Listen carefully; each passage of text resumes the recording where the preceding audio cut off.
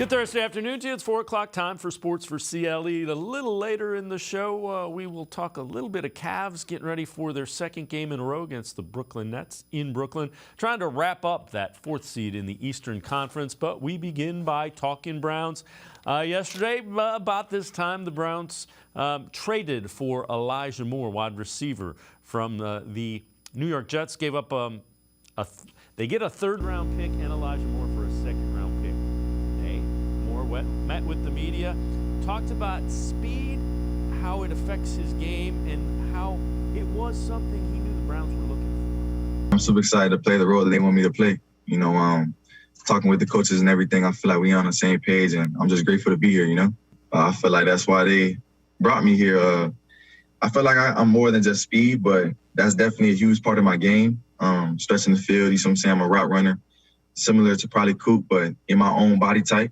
You see what I'm saying? So, man, yeah, at the end of the day, you can't do nothing with something you can't catch. So. Do you feel that shows up in deep routes and run after catch kind of thing? Yeah, it can show up wherever. Short routes, throw this, throw that, start and stop.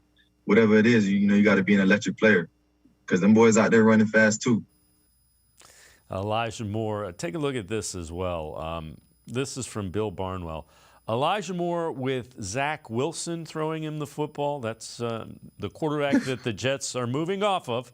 48.3% catch rate, 1.04 yards per route, 5.6 yards per target.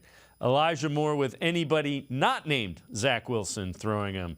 Almost 20% higher catch rate, almost a half yard more, and almost 3+ yards per target. So everything that is relative to the numbers that Elijah Moore has put up, remember the quarterback position with the Jets has been a struggle. That's why they're going out to get Aaron Rodgers. Let's welcome in Quincy Carrier, host of Untitled, Unfiltered Browns coverage. Quincy, we were talking about it.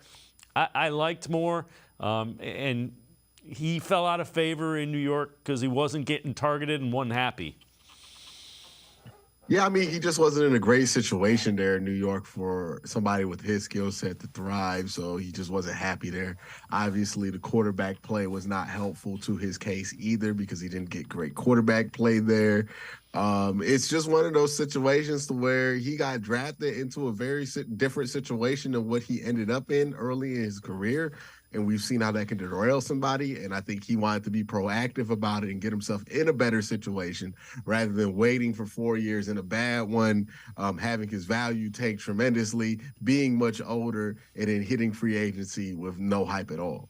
Yeah, the other thing is, points to Andrew Berry for identifying that and cultivating the conversations, because you're right, he was in a bad situation and the Jets had clearly moved on from him.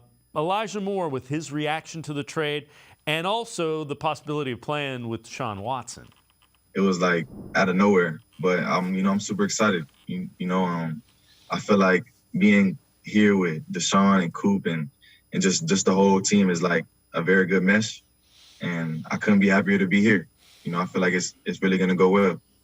Yeah, you mentioned Deshaun. Have you talked to him yet? And how do you feel about playing with him? Yeah, I spoke to him yesterday. I'm super excited. He's a legit quarterback. It's someone that has been doing some amazing things around the league. He has respect from everybody around the league. They talk really highly about him here, and they believe in him. And man, with him being my quarterback, I believe in him too. So I'm grateful to be one of his guys. Quincy, think about scramble drill. Think about the ability he has in short space being more, and that's one of Deshaun Watson's strengths.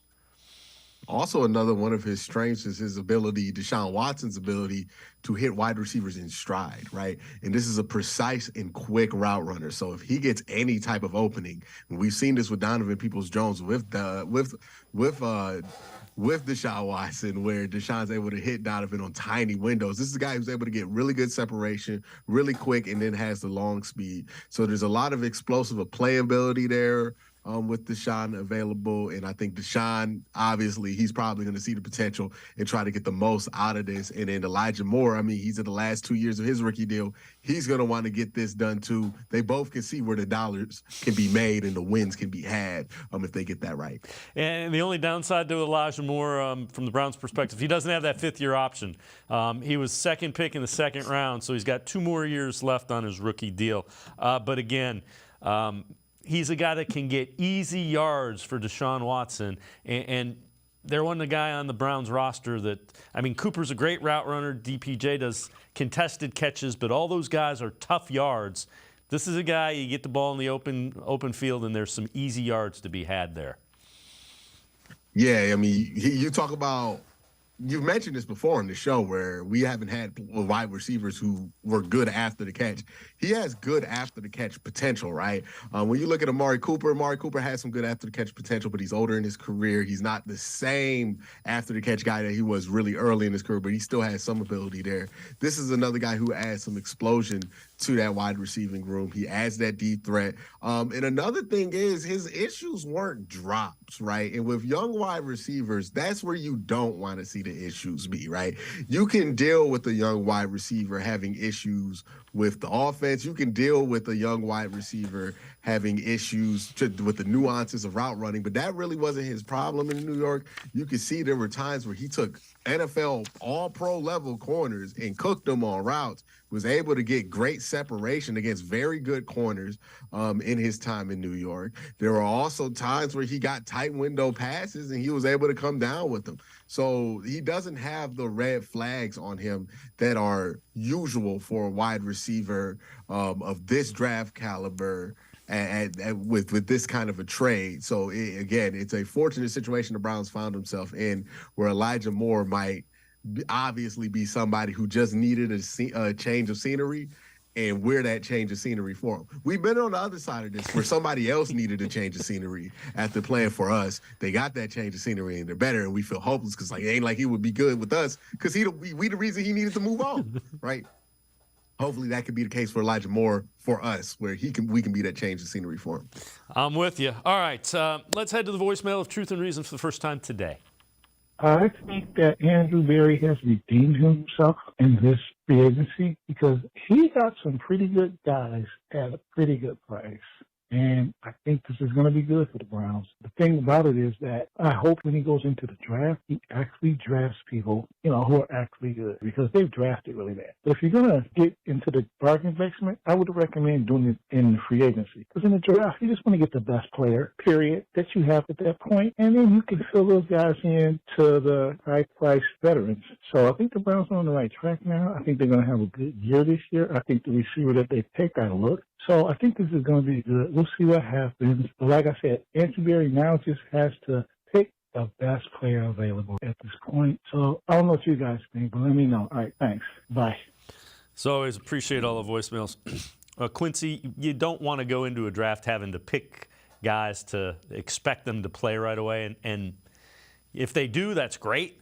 But I think free agency this year has – they hedged their bets and they went and they got veteran guys in case some of the young guys aren't ready to step in. And I'm looking on that defensive line. Young guys just didn't take advantage a season ago. I like Moore. I like Moore better than Hardman.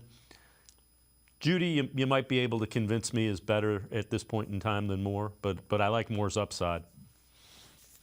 Yeah, the trap you don't want to fall into when it comes to free agency, or what fans sometimes do, is they fall into this trap of my team didn't do exactly what I thought they should do, so therefore I'm upset.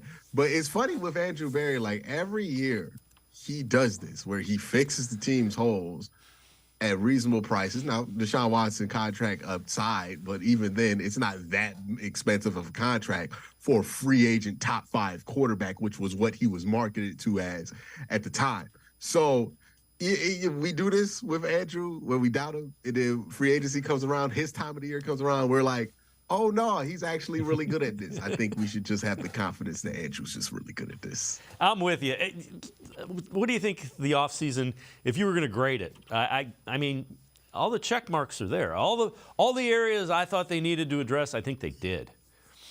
Yeah, I think this is an A. I had it as a B+ earlier. I think I would move it to an A because of the move for a wide receiver at the price and the value that they got it at. You didn't overpay for anybody. How rare is that? Like 3 years of where we don't feel like the Browns have really overpaid or overextended themselves for some kind of role player or somewhere like that. They're always able to get good deals. They're able to negotiate good things. We're not paying people to play for the Cleveland Browns, so extra money just to come here like we used to do with Willie McGinnis in the names of the past. So again, just smart free agency, really diligent. I was talking to Jake Burns earlier today, and I think this is the best analogy. The Browns now have responsibility since they have a quarterback contract, and that's not much different than what it does to your financial habits once you have a child, right? And they have two childs. They have Myles Garrett's contract, and they have Deshaun Watson's contract. So now you still got things you need to take care of. You still have wants and needs, but you have to be a little bit more economical about how you get those wants and needs, right? You want dinner and a movie? Might have to do that on a Tuesday instead of a Saturday, right? You got to figure out where you can get it done, how you can get it done in the right way you can get it done. And that's what they're doing right now is, okay, we need a safety. We can't afford the Jesse Bates price, but we can get this man today on this Juan Thornhill, right? We need an edge rusher. Okay, well, let's try to get this developing guy in Ogbo Okoro to come in for less money. Oh, we need a D tackle? Nah, we'll stay away from the Javon Hargraves. We won't see the Marvel movie in theaters on release day, but we'll wait for that Disney Plus to come out and we'll get Dalvin Tomlinson for $14 million, right? It's that kind of thinking where it's like, hey, we can't just be irresponsible with it. We have responsibilities that we need to take care and manage in the long run, and that's what they're doing with the cap situation. Before you know it, they'll be off to college, and you'll have the tuition bills as well. Quincy Carrier and I. Hopefully with a couple Super Bowl rings. Quincy Carrier and I are going to step aside, take a quick time out. We'll head back to the voicemail of Truth and Reason. Some national reaction to the Elijah Moore acquisition by the Browns. Sports4CLE, be right back. Stay with us. The Great Lakes Collectors Convention, presented by Greenie Sports Cards, takes over the Fieldhouse in Independence, Ohio, where the passions of sports fans, collectors, and sports talk enthusiasts collide. 50,000 square feet of ball card bliss. Hundreds of display tables. Card Shop Live Theater with interactive appearances from the region's most notable sports media. Great cards, great location, great show. Tickets on sale now at greeniesportscards.com.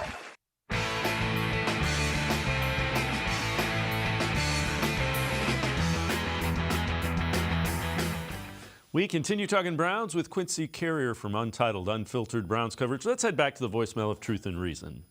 All the people that say we lost this trade, we did not lose this trade by a long shot. Watching Elijah Moore in his rookie season and watching him from a couple games of this season, the one thing I can depict was Moore always faced one of the best receivers at all times.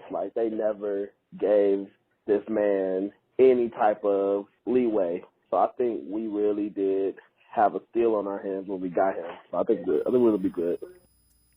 As always, appreciate all the voicemails. Quincy, I know people kind of got caught up in the Jerry Jeudy thing, but they got a third-round pick back. They gave up 42 for trading back, 40 spots in the draft, and they got a guy that was the 32nd pick in the draft the year he came out.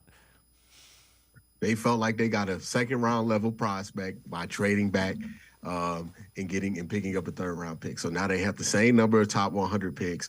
Think about it like this. You drafted Elijah Moore at 42, and then you also got 72. Or let's just put it like this. Let's say you traded back to 50 or whatever number you want to imagine, because we're just imagining numbers at this point. You drafted Elijah Moore, whatever number you imagine, and then you also got 72 and picked that up, right? You traded back. You got Elijah Moore anyways. I don't see the problem with that, because if the Browns were set on trading back before this draft, then getting Elijah Moore in your trade back is better than trading back and not knowing which wide receiver is going to be available once you trade back. It's a better way to do it. If you're going to trade back, which I'm not a huge fan of, this is the one way I would endorse it, where you get something in short, right? A player and moving back, I have no problem with. Getting a bunch of picks and moving back, I have all the problems with that. Yeah. But I have no problem with what they did here. And this was likely facilitated because the Jets need a second-round pick because they're going to have to trade a first, a second, whatever, for Aaron Rodgers. So, again, Andrew Berry knew the landscape and took advantage of it. Let's listen to Greg Cosell from NFL Films breaking down what he has seen from Elijah Moore's first couple years in the league. This is from the Ross Tucker podcast. The Browns tweeted, "We got more speed, Moore speed." But I guess I looked at him as like a really elusive, athletic slot guy. But I don't study him like you do. Well, I think in many ways he's everything. And when I say that, I don't want people to think that I believe he's a top 5 receiver in the league. But in terms of skill set and traits, I think he can do most things.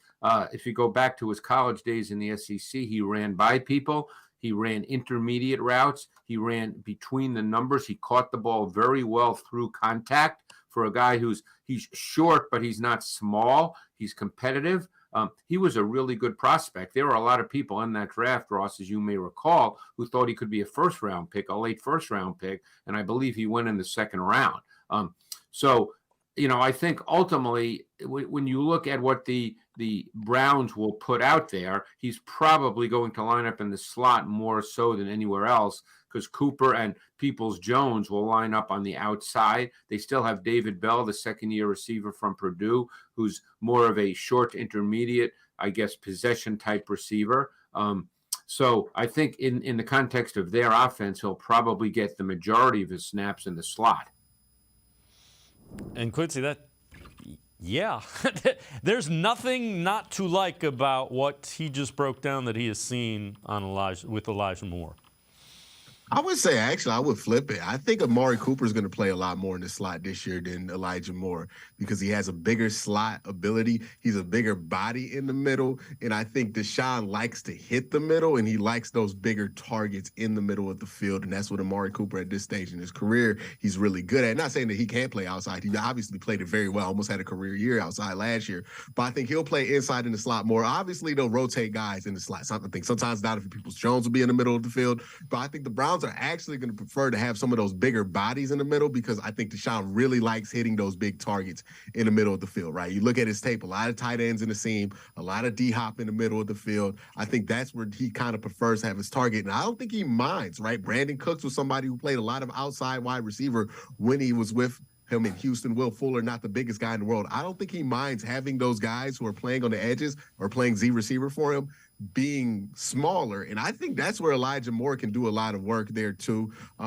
He reminds me a lot of Tyler Lockett. Tyler Lockett is somebody who can be in the slot, but he's really dangerous or was really dangerous when he was outside there kind of on the island being able to run his routes. So I think there's a plethora of ways that you can use Elijah Moore. I know people are going to look at the size and the weight and say slot receiver off automatically, but in the NFL, they're kind of letting guys who are smaller play on the outside more often. We're finding out that height's not that much of a barrier for a wide receiver out there, and I think he's actually going to have a healthy amount of snaps, both outside, maybe some inside, but certainly he's going to have a healthy allotment of snaps on the outside because I think that's where he can really help this team. Yeah, and you know what? It's another weapon for Deshaun Watson, so I am all in on that.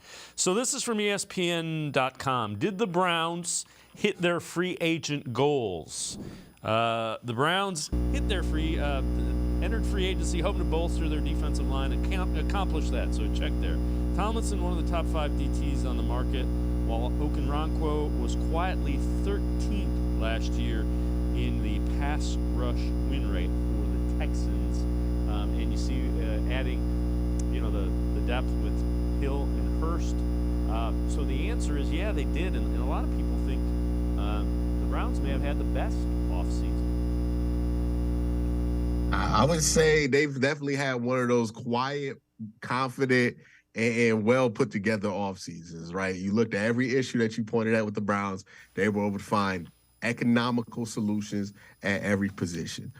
This is kind of a staple of Andrew Berry, but this is something that he's done 3 years in a row now. I think people are going to start to notice. And, I say this all the time, the perception of the Browns organization from the outside could not be any different than what people feel in the NFL. And I'll just say this. There's a lot of people in the NFL that feel like the Browns are actually more well-run than like the Baltimore Ravens. But if I said that on the street in Cleveland, people would think I was crazy. But that's actually what the perception is. I'm with you. All right. I know you've addressed this on Untitled, Unfiltered Browns coverage. 5 Browns that you think may be on the hot seat after free agency. Yeah. So there's some interesting names in there. Obviously, Anthony Schwartz, that trade just nail in the coffin for him. I don't know how he makes this team now. Harrison Bryant, the Jordan Atkins move probably is close to a nail in the coffin for him. He's going to probably get camped to compete, but we'll see. Tommy Tokiai is going to get an opportunity to compete, and so is Jordan Elliott. I think those are 2 that are going to be hot seat. Another one I'm looking at is Alex Wright, not because he's not good. I think he does flash and have some value. I just don't know what his fit is on this defense because he's a big edge rusher with some athletic ability, but in a wide 9, I don't think he's going to be able to exist out there that wide. Really struggle in isolation versus wide zone schemes when teams would stretch runs out towards him. Not really athletic enough in space to survive out there. It seems like they want to get more athletic with their edges. He's not in the mode of what they would be looking for. You could move him inside the 3 tech. I'm not sure if he's powerful enough to make that move or quick enough to make that move. So we'll see. He's going to have an interesting camp because he's probably going through not a major position change, but a minor position change, and how he adjusts to that will really dictate how the rest of his career is going to go. Quincy Carrier and I are going to step aside, take another time out. Other side of the break, we head back to the voicemail of Truth and Reason. Sports4CLE will be right back. Stay with us. The Ohio Lottery Partners in Education program recognizes role model students and teachers from across Ohio. Nominations can now be done completely online. To nominate a deserving teacher or student, go to ohiolottery.com. In the About section, find Partners in Education. There you will find links to the nomination forms. Students kindergarten through 12th grade can be academic all-stars. Teachers can be honored as a Teacher of the Month. The Ohio Lottery Partners in Education, where stars shine.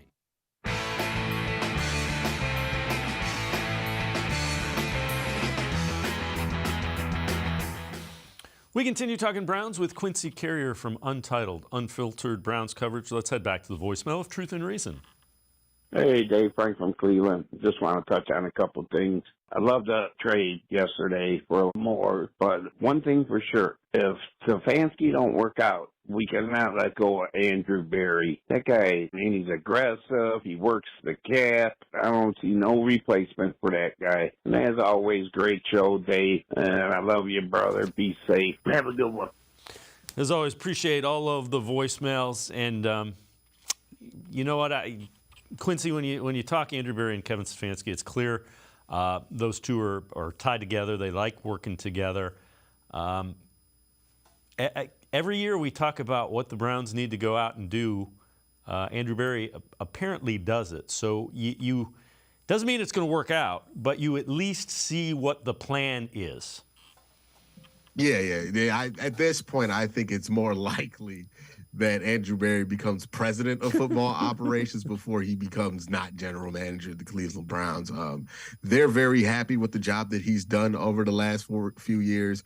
I think Jimmy Haslam is happy with the job that Andrew Berry has done and how he's gone about it.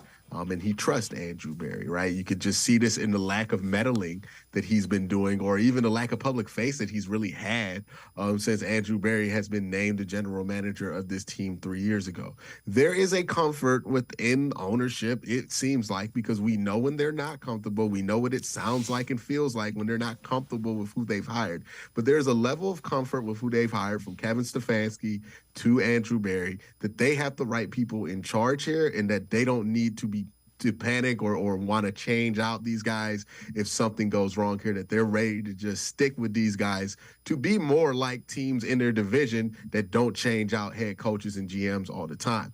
This is something that I feel like they are dedicating themselves to. They do not want to keep changing things, and I think they're willing to stand some bad times if that happens because they trust the people that they have in charge. So, yeah, Andrew Berry probably going to be here a while, most definitely.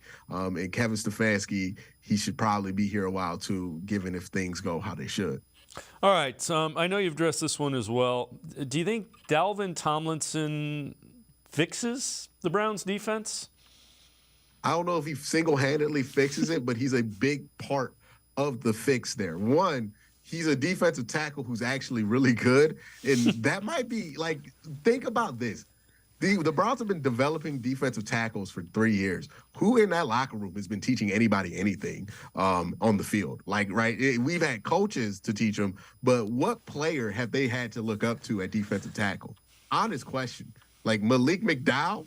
Like, is that who we're saying they have to look up to? So maybe a guy like Jordan Elliott, if he gets around the right vet, could be a better player. Maybe a guy like Perion Winfrey, who I thought it was obvious last year that he needed a vet in the room that was a respected three-tech in the NFL to really follow, or not follow, but, you know, to take after.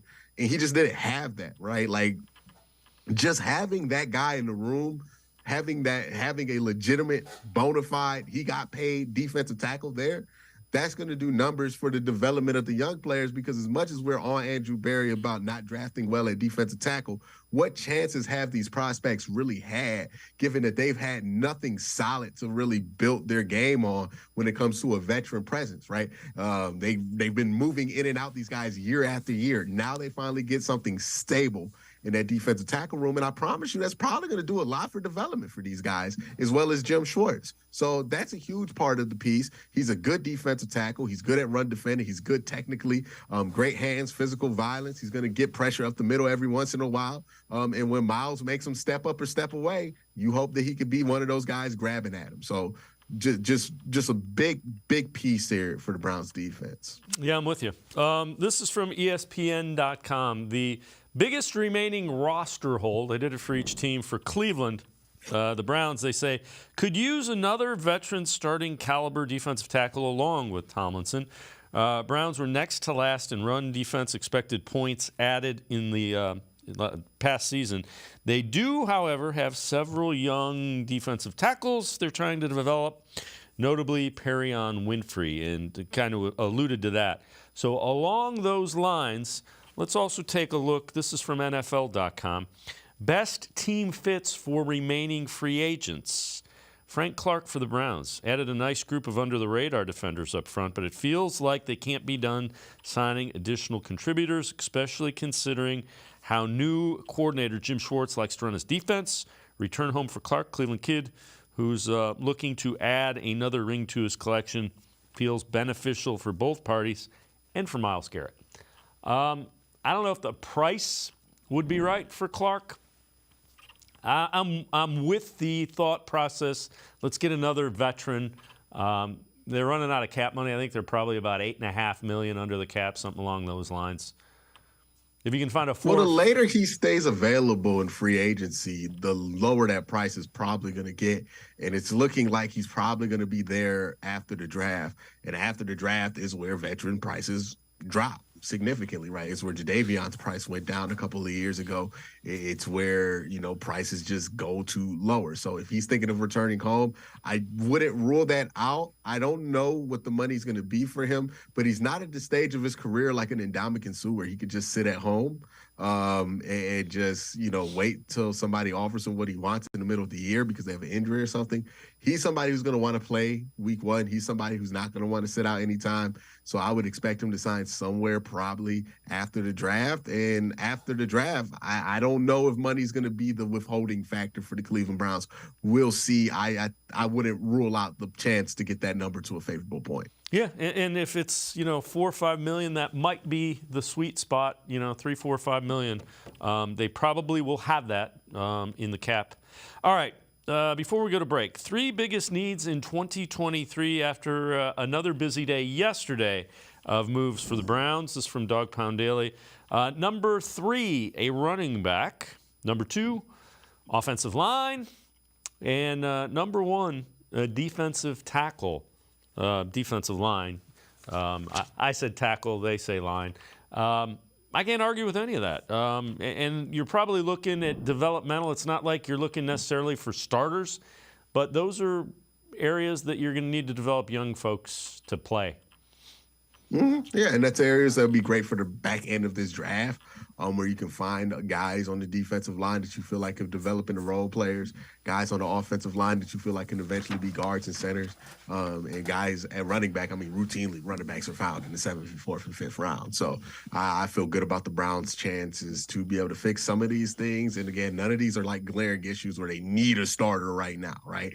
Running back, I would say Nick Chubb if we had to go week 1 and just have Nick Chubb. I think we're all right at running back. Offensive line, we have the starting 5. We do want to get some extra guys in there so you can understand you will want those guys probably to be young and cheap. So I think the draft's probably going to be where we handle that. And then defensive line is another one where you might want to get some young and cheap, might want to get somebody like Frank Clark. I'll wait and see. I think that's going to be more finalized towards the end of the offseason than right now. I'm with you. Quincy Carrier and I are going to take one more time out. Other side of the break, we head to the voicemail of Truth and Reason and take another look at some national perspective at how the Browns offseason has gone. Sports4CLE, I'll be right back. Stay with us.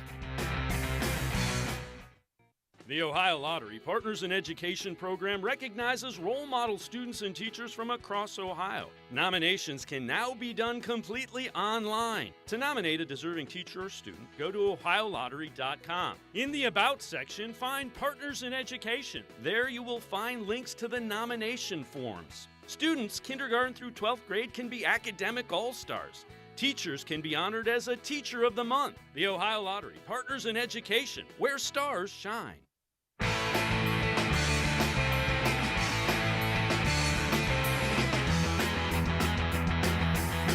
We continue talking Browns with Quincy Carrier from Untitled, Unfiltered Browns coverage. Let's head back to the voicemail of Truth and Reason.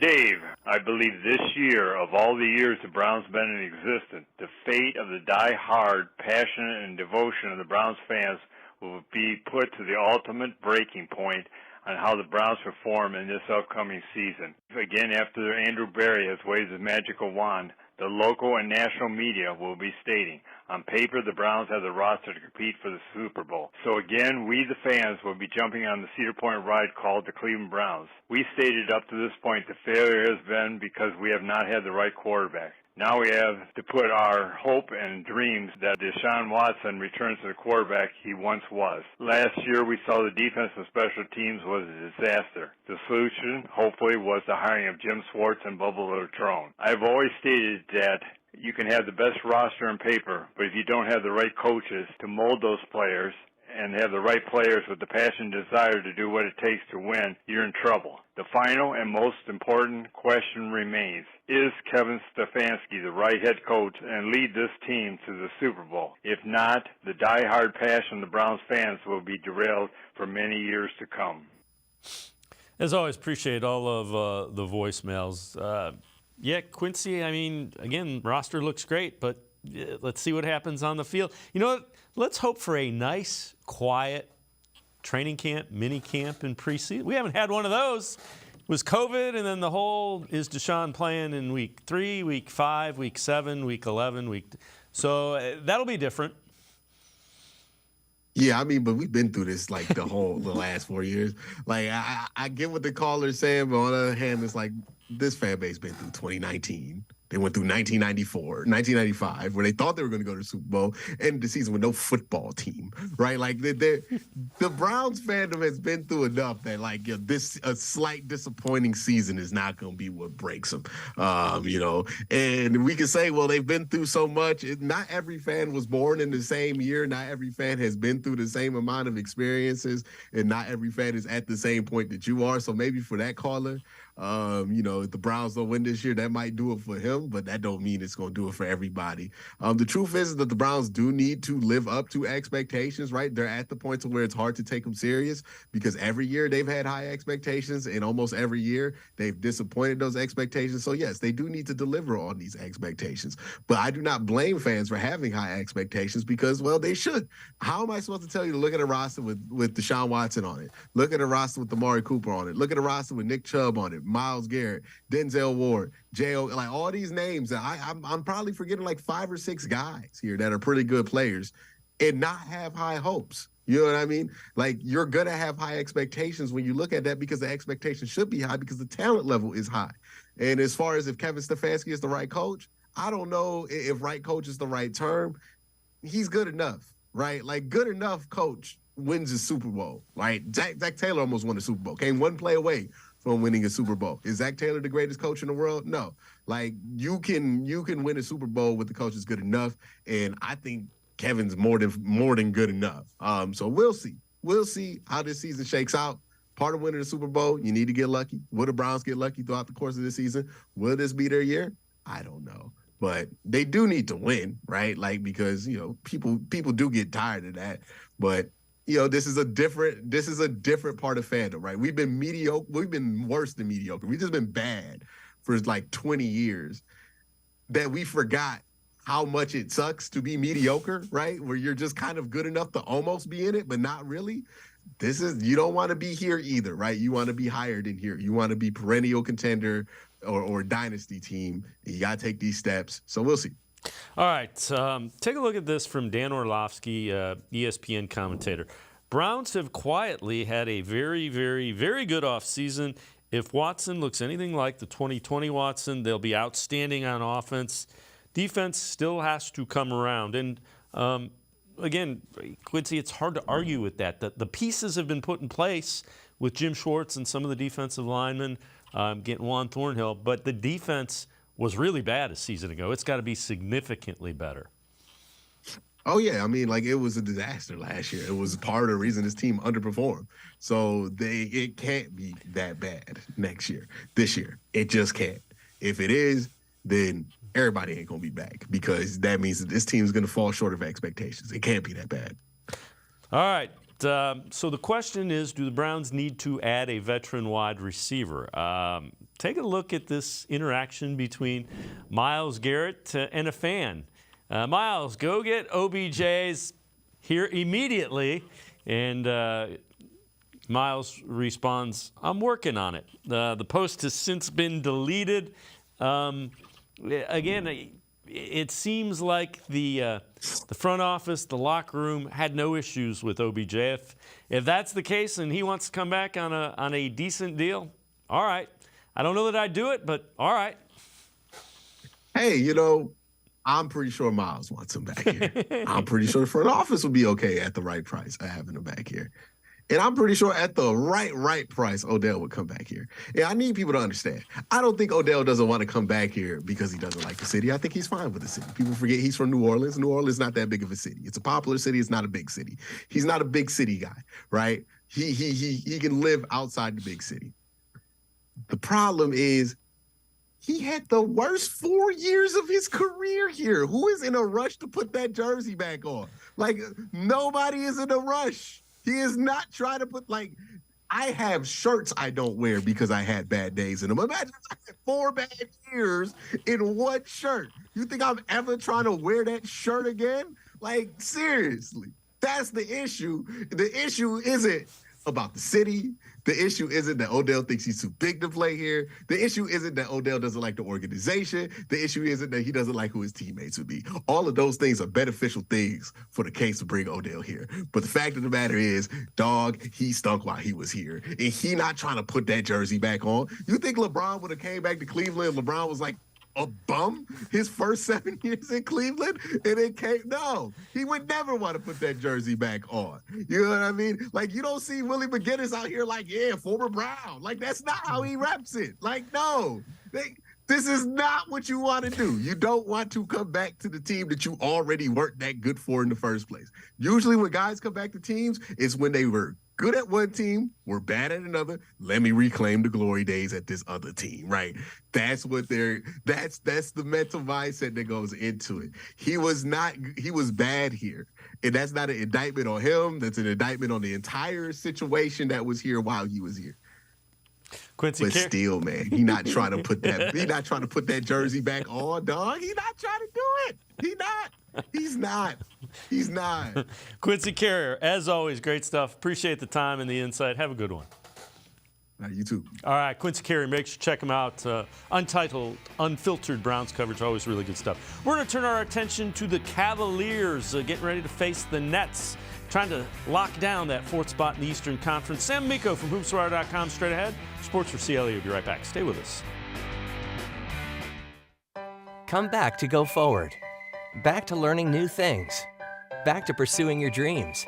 Tri-C has flexible learning options to fit your life. And every year, more than 1,000 local companies provide Tri-C students with real-world learning. The right education can boost your lifetime earning power by hundreds of thousands of dollars. Start now with a college education you can afford. Tri-C, where futures begin.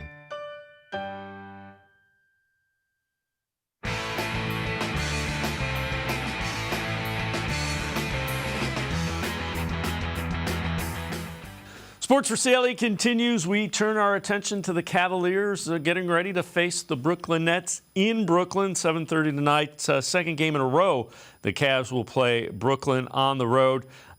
They beat the Nets a couple of days ago. They got back Jared Allen in the process. J.B. Bickerstaff talked about what Jared Allen's presence means to this team on defense. He's always in the right spot. He's always playing two guys at once and the rim. So, as long as he's in the paint, people see him, and they're not as likely to go and attack the paint because they see him already. Brooklyn, for example, like what they really are good at is getting into that paint, and that's how they create a lot of their threes. But when he's there and in the right position, they don't go as much because they don't feel they have an advantage. And I thought that helped us limit some of the threes that they wanted to take also. With that, let's welcome in Sam Amico from hoopswire.com. And Sam, without question, Allen's a huge piece of what the Cavs want to do, not only offensively but defensively. How important are these last few games just to make sure, he's kind of back in the swing of things leading into the playoffs? He looked back pretty much that first game, but yeah, you want to have him, at his best and feeling healthy, and didn't seem like that eye was bothering him at all. We heard Donovan Mitchell joke that we're not sure if he saw 2 or 3 rims when he was shooting at the basket the other night, but really you just, the simple eye test shows what a difference he can make defensively. And as Coach Bickerstaff was saying, not just under the basket, but really impacts the perimeter players as well, because, they're either going to force up an outside shot or think twice about driving to the hoop because you have Allen and also Mobley under there. So when you have both of your quote unquote twin towers under there, it makes a big difference as opposed to having just one. So, and one of the things that impressed me with Allen was in one sequence, Garland hit him with a pass and he was pretty open under the basket. And instead of shooting it, he floated up a lob to Mobley for a jam. So really fits offensively into the Cavs, unselfish culture. Do you like, for a young team like the Cavs, do you like this back-to-back with the same team? It almost gives it the feel of a little bit of a playoff series because you're going to see the same thing. And you can be sure, based on what happened, the Nets will approach things just a little differently. Yeah, they're kind of fading right now. Brooklyn is really going to be motivated to, they've got to get out of this stretch here. They might just fall all the way down to the play-in tournament if they're not careful. But so you can be sure they're motivated. And yeah, Dave, this is what you're going to see in the playoffs. 2 games, probably in 3 nights at the opposing team's court. And for a team with a younger core like the Cavaliers, sure, it helps them get ready for, really for guys like Garland and Mobley and Okoro and a few others, their first taste of the playoffs. It's kind of nice that the NBA has gone to this, not just for that reason, but also to cut down on travel and, give the players an opportunity to rest between games and not have to fly off and jet off to another city. So this is kind of a good, I would say, a good thing for the NBA schedule as a whole, and certainly you would think would be beneficial to the Cavaliers once they get into the playoffs. All right, one of the things, let's take a look, and I know you tweeted this out, and I was thinking it, you happened to tweet it. Isaac Okoro against the Nets did not score. Last 5, 4.2 points, 3.4 rebounds, 8 of 22 on threes. They need more from a starter spot than that. Is there any more polite way to say that? It needs to be better. Yeah, that's just it. And look, he doesn't have to put up 20 a game. Nobody expects that. What the Cavaliers do need from Isaac, obviously, is to be more aggressive, more assertive on offense. He goes through, and he's done this pretty much, his whole first 3 years, he kind of goes in waves.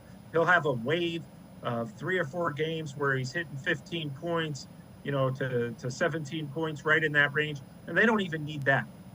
Just be a threat to the other team when you're on offense, and that's really all the Cavs want. And there are games where he does not do that.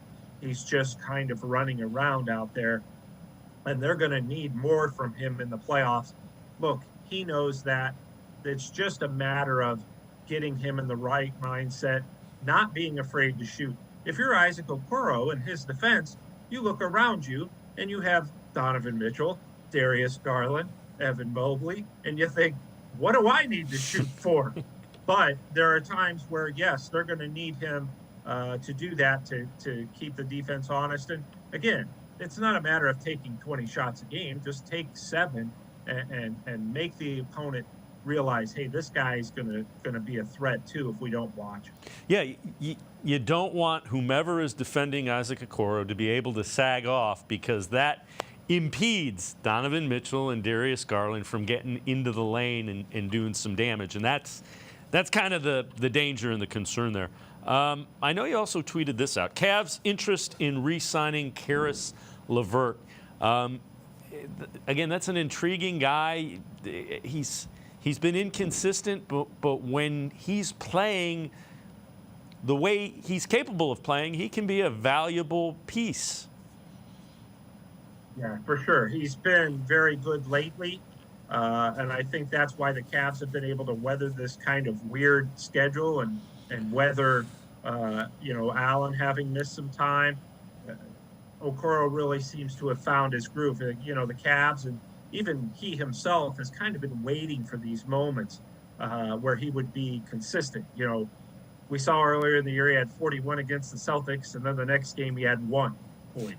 So you want to get rid of that. You want to find a happy medium, and he seems to really have been doing that off of the bench, very comfortable.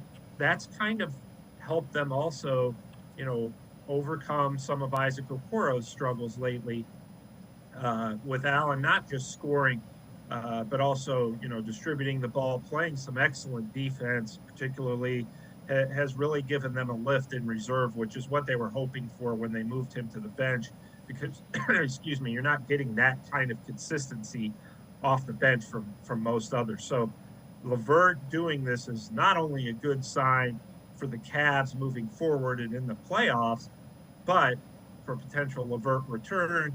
It's almost to the point now where it would be a little bit of a surprise if he didn't come back next season, but he will be eligible for free agency, and whenever that's the case, there are a few questions. But the way he's playing now, without question, the Cavs want to bring him back, and it sounds like he wants to come back. So, great run or a great stretch here for Caris LeVert. If he keeps this up, he'll be a part of this core for a long time, I would think. Fair to say, because you know what you expect from Garland, from Mitchell, maybe even from Mobley and Allen. How important is he to being LeVert to getting, not only that first series win, but challenging who you might play in the second series of the playoffs?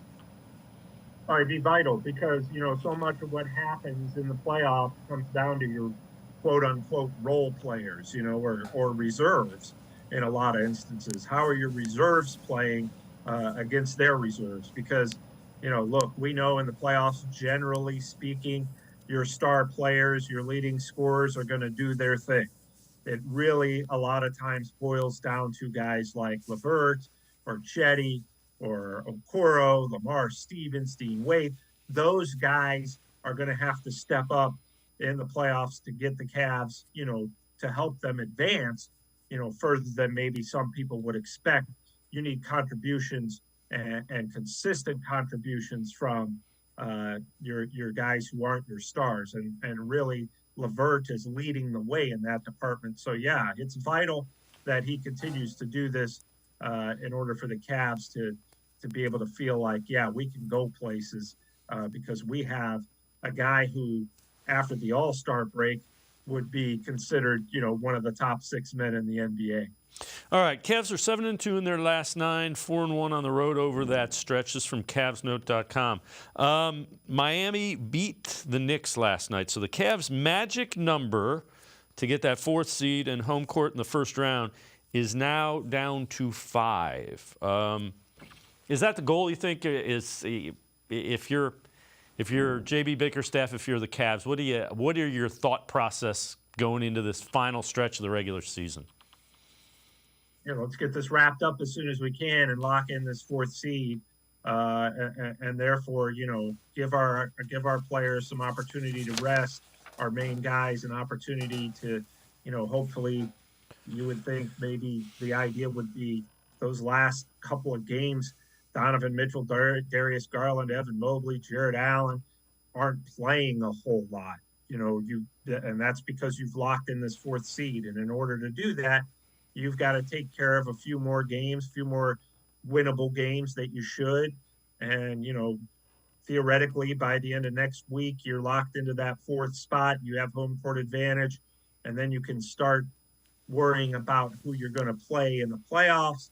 And these last few regular season games, serve as audition for the other guys and help them get more experience and more playing time heading into the playoffs. So, that's what you want to do. Now, if it doesn't happen, you're not able to lock up that 4th seed until the final day or, the final 2 or 3 games, then that's what happens. But theoretically, you'd like to win your next 4 or 5 and get it taken care of and not have to worry about that going into the playoffs. Sam Amico from HoopsWire.com and I are going to step aside, take a quick timeout. Other side of the break, we'll turn our attention to the playoffs. We'll hear from Donovan Mitchell, what he thinks about the Cavs' lack of experience. Sports4CLE, we'll be right back. Stay with us. The Great Lakes Collectors Convention, presented by Greeny Sports Cards, takes over the Fieldhouse in Independence, Ohio, where the passions of sports fans, collectors, and sports talk enthusiasts collide. 50,000 square feet of ball card bliss. Hundreds of display tables. Card Shop Live Theater with interactive appearances from the region's most notable sports media. Great cards, great location, great show. Tickets on sale now at greenysportscards.com.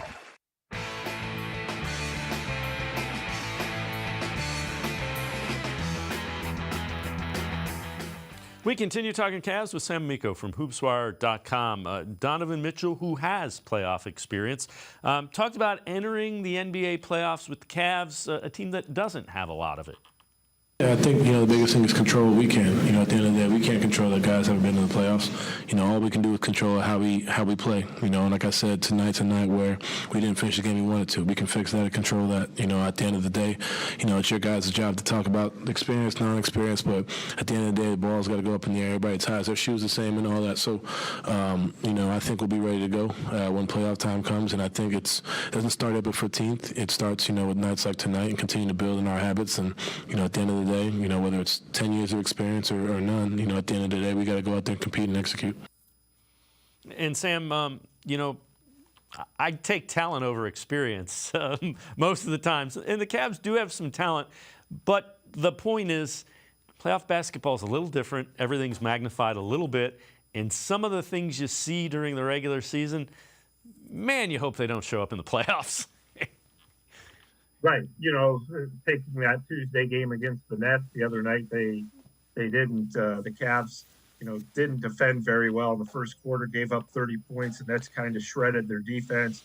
And then the second and third, and for most of the fourth, the Cavs just played beautiful textbook basketball on both ends. They were moving the ball, getting good shots, really defending, shutting down the Nets. Mikal Bridges from the Nets was kind of having his way there in the first quarter, and the Cavs really locked in on him through those final three quarters and made his life difficult. But, you built a 22-point lead or so, and all of a sudden this game starts to get really close. You let your foot off the gas, and, that's a habit you can't have in a playoff game. Like you said, Dave, it's really another level of basketball there in the playoffs. Everybody is treating every game like it's the most important game in the world. Don't tend to do that in the regular season in the NBA.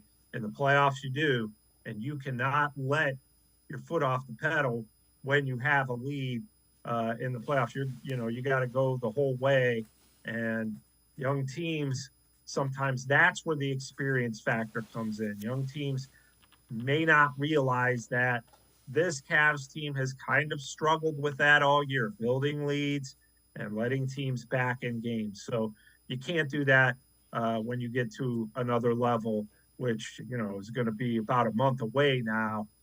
So you want to make sure that you're out of that mindset where it's, we're up 20, we're going to take it back a little bit. Unless there's like 3 or 4 minutes left in the game, you never really want to do that. All right, this is also kind of interesting. This is from NBCSports.com, NBA Power Rankings. Bucks 1, 76ers 2, Celtics 3. Cavs check in at 4. So the top 4 in this Power Rankings are all from the Eastern Conference. Cleveland won 7 of 9, but the 2 losses, one to the Heat in Miami, the other to Philadelphia, raised some questions about what kind of playoff threat the Cavaliers really are. And Sam, I can't argue with that at all. The 76ers game is one that really kind of jumps out when I say, man, you can't do that in the regular season, because they had them on the ropes and they let them off. Yeah, that game would be a little bit more telling than, I think, losing in Miami. They won one game in Miami. But, yeah, for sure, that was kind of an example of a team wanting to send a message, 2 teams wanting to send a message, and one team having been in that position before, or at least more regularly, and that would have been the 76ers, and they were able to close the game. Look, I think that most people now with Kevin Durant, Kyrie Irving in the Eastern or in the Western Conference, and having moved on from the Nets, most people have the Cavs pegged to win a first-round series. Okay? Now, you still have to do that. It's not going to be easy, especially if you face the Knicks or the Heat. That's going to be a very difficult and tall task. But if you do that, the Cavs right now in the regular season haven't really shown that they're able to beat a team like the 76ers in a 7-game series, or certainly the Bucks in a 7-game series. I don't worry so much about the Celtics. I know that they're the defending Eastern Conference champs, but the Cavs seem to match up with them better than they do those other 2 teams. And again, Donovan Mitchell's right. It's not always about experience. Sometimes the element of surprise, which the Cavs will have working in their favor as a newer playoff team, sometimes that can carry you.